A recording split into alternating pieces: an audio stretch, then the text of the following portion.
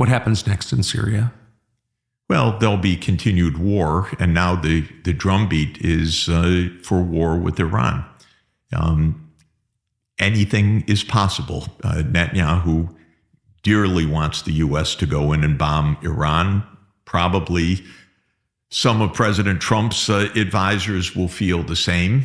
The incoming administration is a mix of old school hardliners and people with a very different perspective. So there will be an internal battle for the heart and soul of the new administration. But there will be some who say, yeah, now's time to carry on the war. Hezbollah and Hamas have been weakened. Syria has fallen. The air defenses are gone. Now we can fly and do in Iran. Of course, all of this is a profound delusion. And that's, I think, really important to understand. We've had 6 wars so far: Lebanon, Iraq, Syria, Somalia, Sudan, and Libya.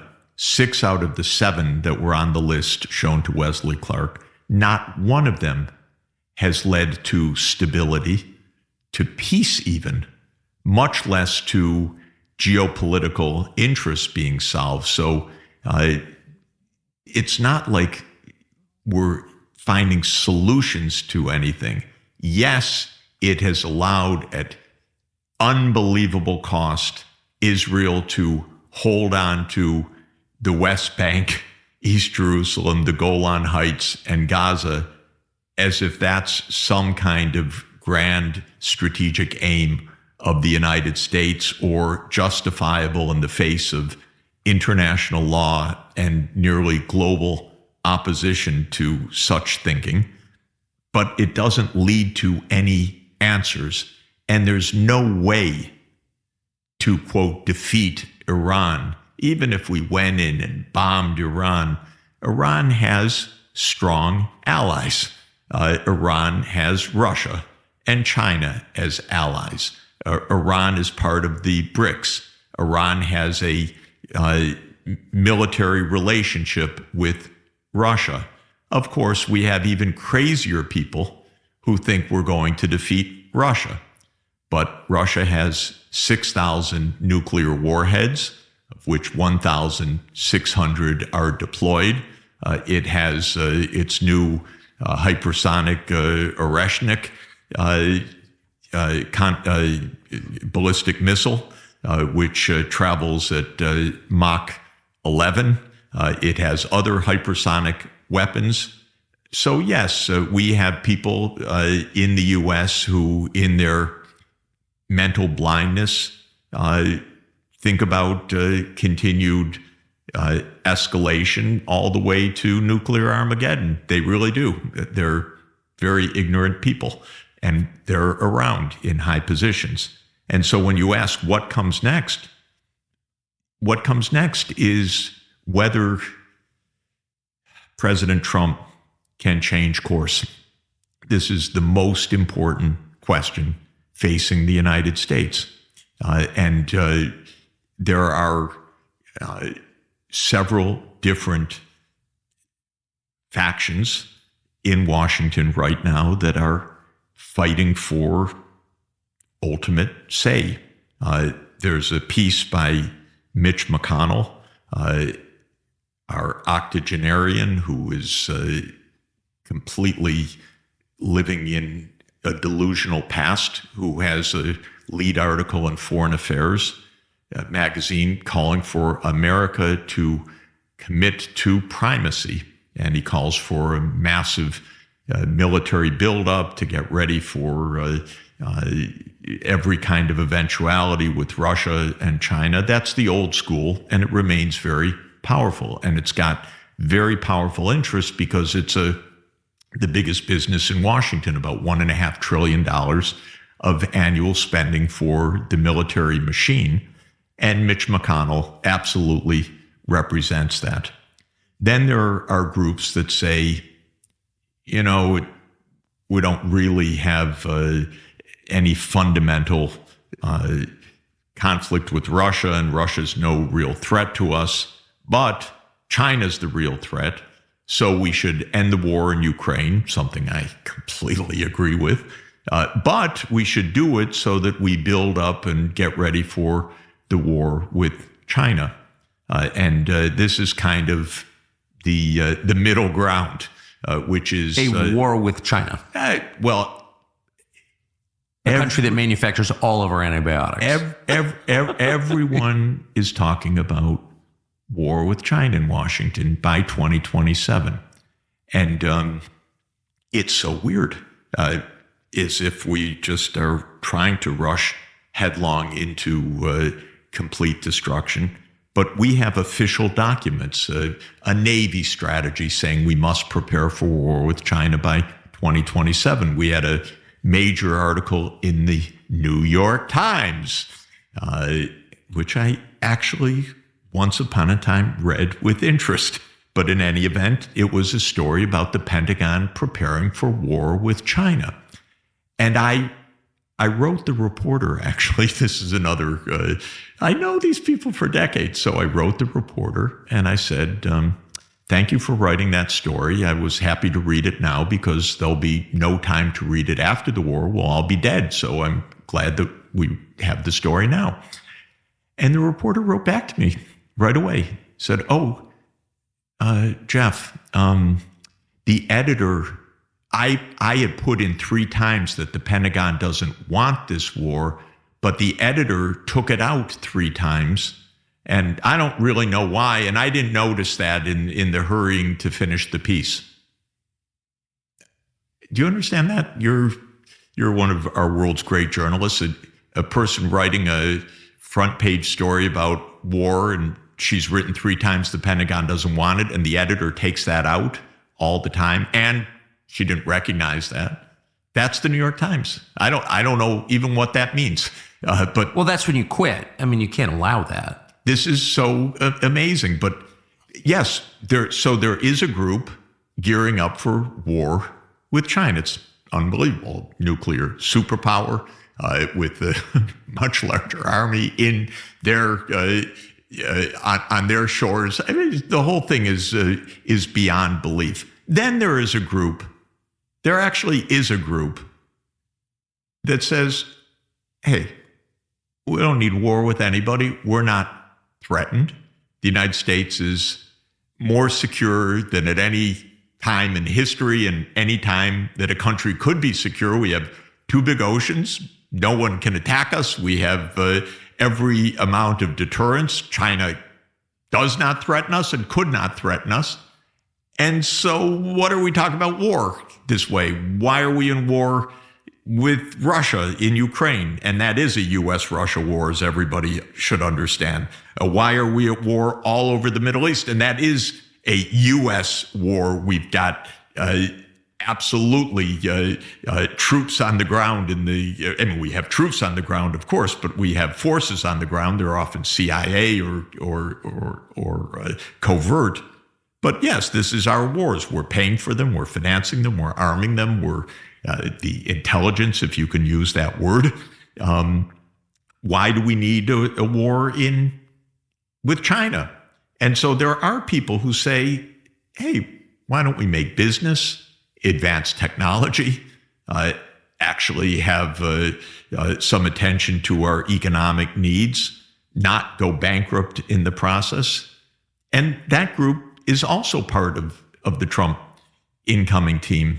And this is probably the most consequential question that a country could face, is which of these different voices will prevail in this new administration.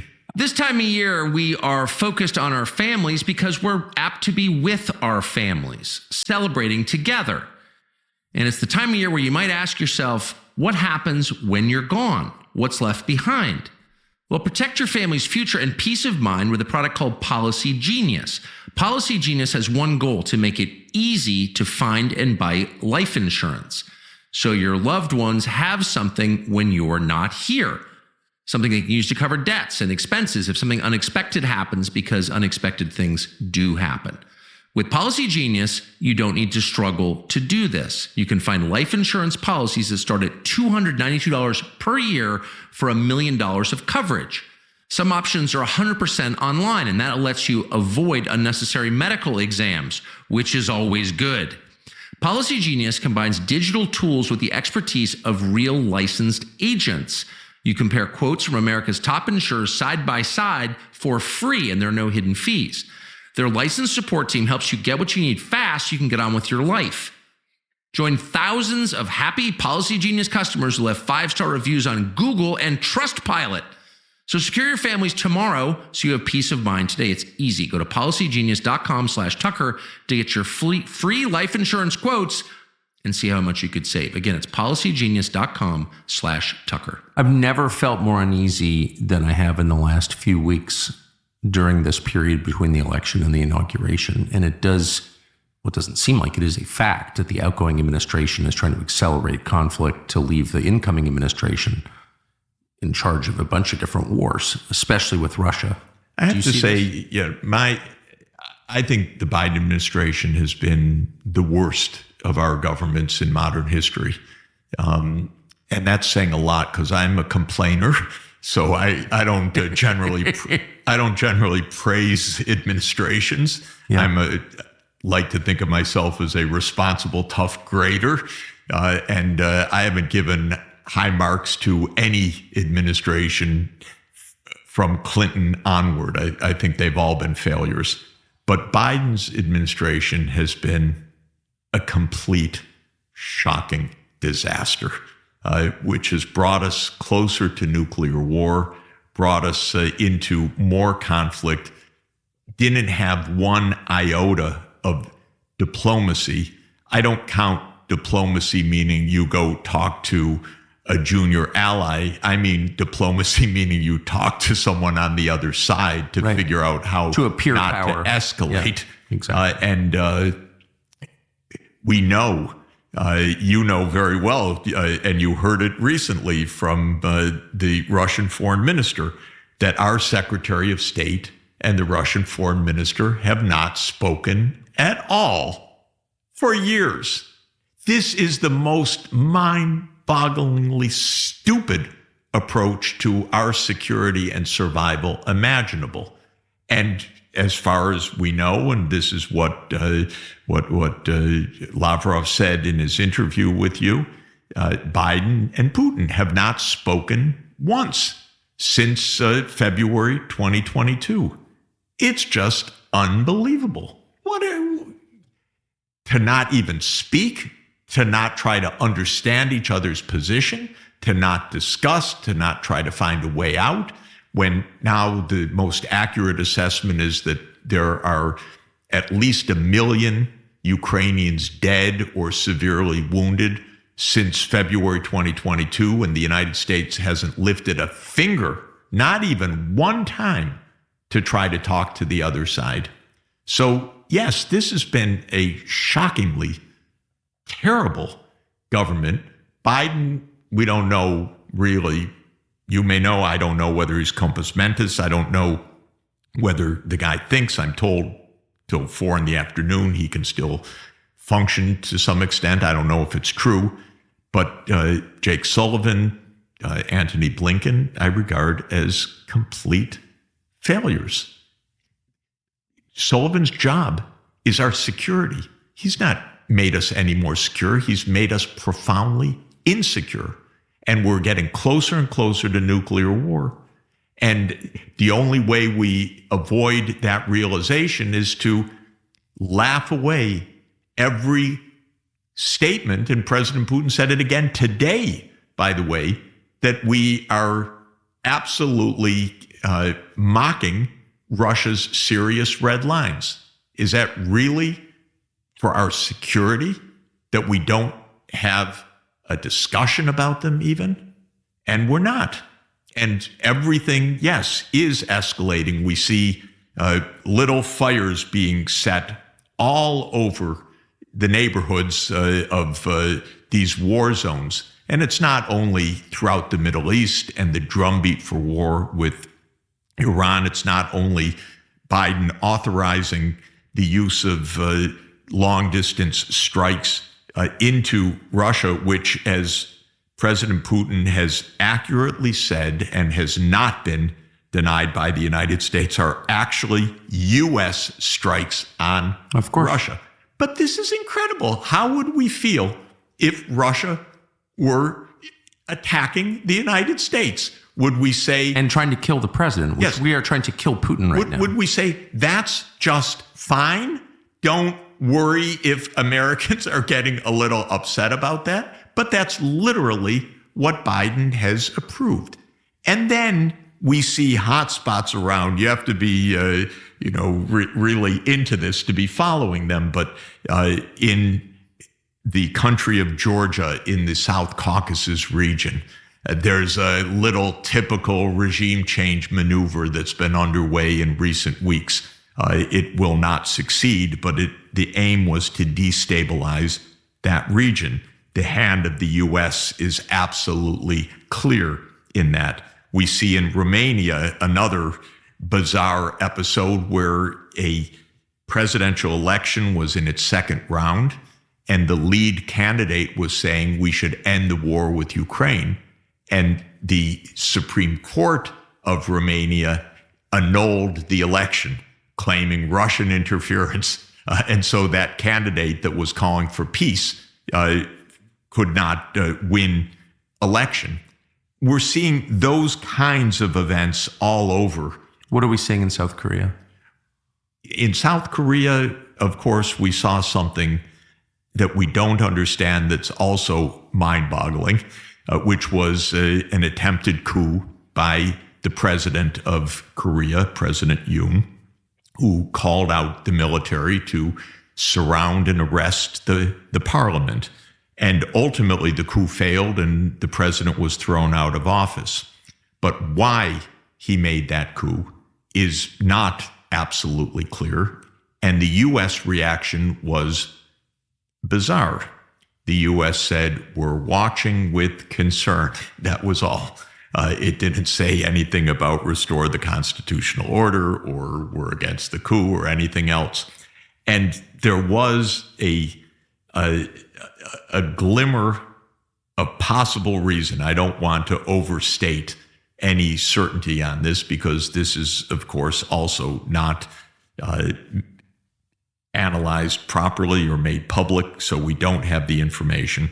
But the week before the military action, the coup attempt, there was a visit by the Ukrainian defense minister for armaments from South Korea, something that the United States has been pushing very hard for. The United States has been trying to get South Korea to ship arms to Ukraine because the U.S.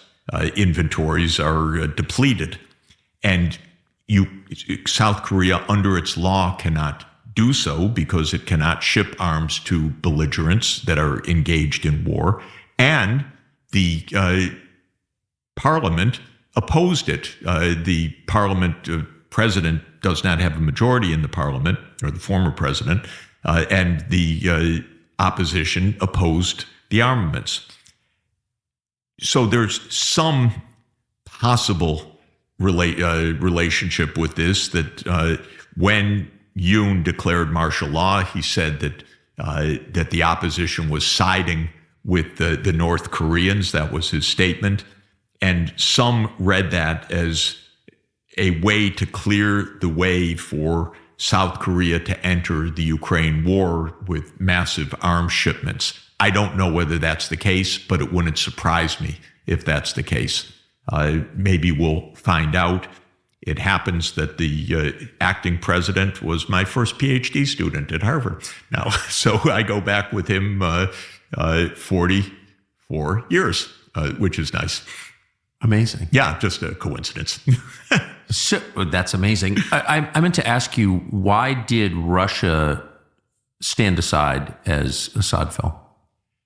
I think that it was first of all, a military choice because Russia is in the midst of a very tough war along a 1,200 kilometer front in Ukraine, and it did not want to divert any major military effort in that direction.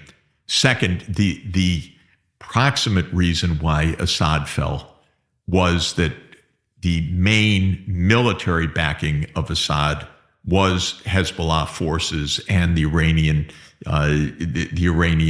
Guard, and they had both been, or especially Hezbollah, had been very badly mauled by Israel in the last month and a half, and had pulled its reinforcements from Syria to reinforce Lebanese positions. And so Assad was left without the backing of Hezbollah forces, several thousand, which was the bulwark of his military. I think a third reason is that Russia doesn't think it's leaving Syria, that this isn't the end of the story.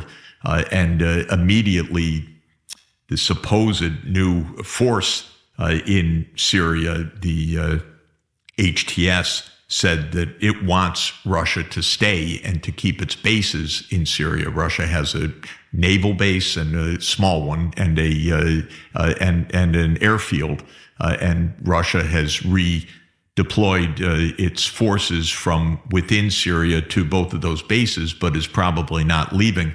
So I think from probably a strategic calculus, Russia just regards this as a temporary step on a path to continued conflict, and that this was not the time to get into another major front. Yes. And that would be my assessment. So we've got a little over a month between now and the inauguration. Clearly, as noted, the Biden administration is trying to make decisions that are irrevocable and deepen the war between the United States and Russia, and then all these other things. If you were the Trump people right now, before the inauguration, what would you be doing? Well, I would first be clear. Under the Constitution, Biden is president till January 20th. I think it's right to say that Biden should not put America into further insecurity. He's done enough damage. And so I think it's right for every political figure to say to Biden, you're at the end of your term, and the world is very dangerous. You do not have a mandate to increase the danger. You should never have authorized the use of ATACMS and other U.S. missiles in deep strikes into Russia. Stop further provocations now. So I hope that politicians of both parties, and I think President Trump can also make this clear. It's not to take over the government until January 20th, but Biden absolutely, in my view, is without the legitimacy to further endanger us.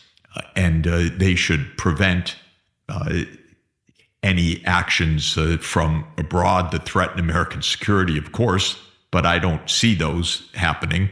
I think the biggest risk right now is continued U.S. provocations of the kind that we've been discussing in Ukraine, in the Middle East, in the periphery of Russia, in the Far East. Stop any further provocations. The idea of somehow tying Trump's hands is completely illegitimate constitutionally and politically, and it's a disastrous approach. We're not playing a game of two people or a game of two administrations. We're trying to survive at a time of perhaps maximum global peril right now. So just to say, most experts that look at this think we're closer to nuclear war than we have ever been. And I refer often to the doomsday clock of the Bulletin of Atomic Scientists, which is the graphic to demonstrate how close or how far we are from nuclear war. And that doomsday clock puts the clock at 90 seconds to midnight, which is the closest to nuclear Armageddon that it has ever been since the clock was first rolled out in 1947.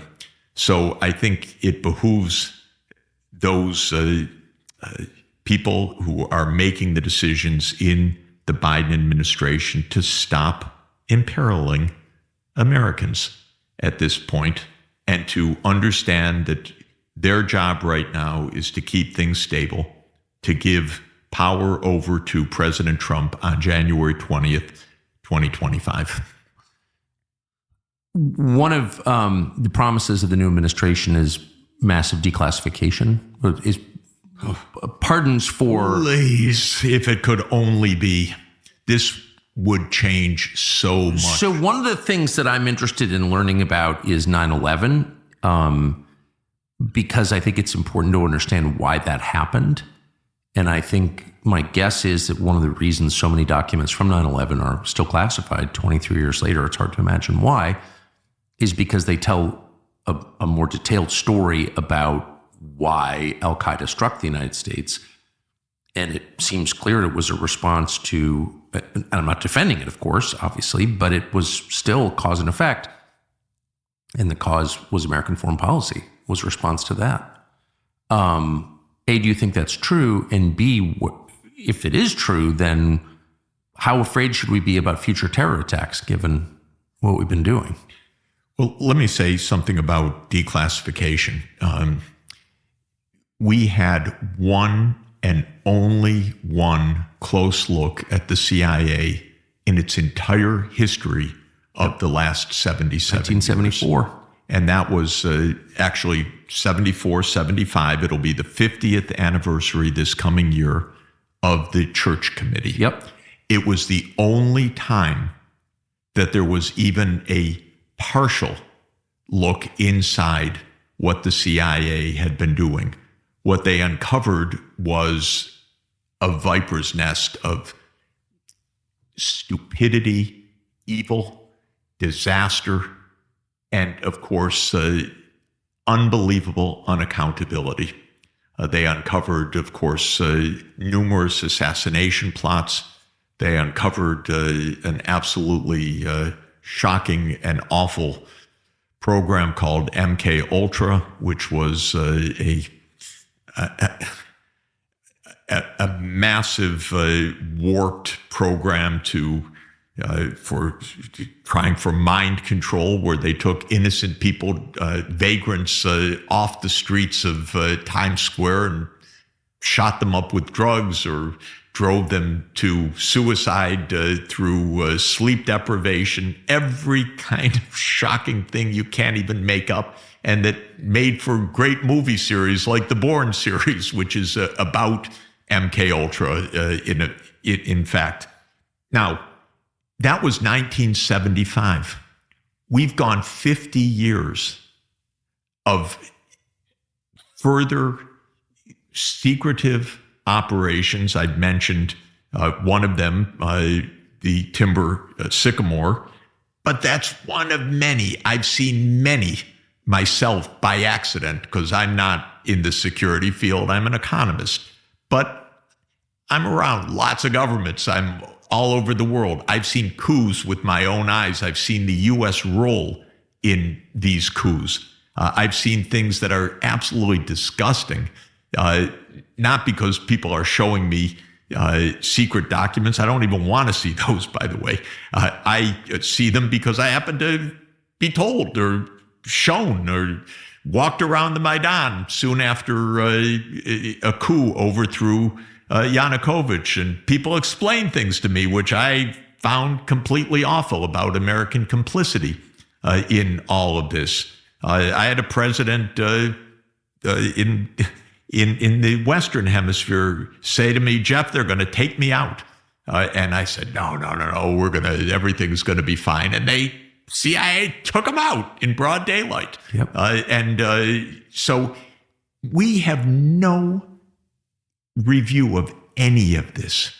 We have gone to war repeatedly on false pretenses. We have gone to war repeatedly in so-called covert operations. They're not covert to the people being affected. Well, that's right. But we just hear denials. We hear stupidity from the New York Times, a complete imbecility, childishness, that they don't want to ask any single question. What about the Maidan? What was the U.S. government doing there? Well, it's easy enough to find out. What were the decisions taken in overthrowing various regimes? What about a number of assassinations that we have every forensic reason to know were conspiracies that the U.S. never allowed to be understood?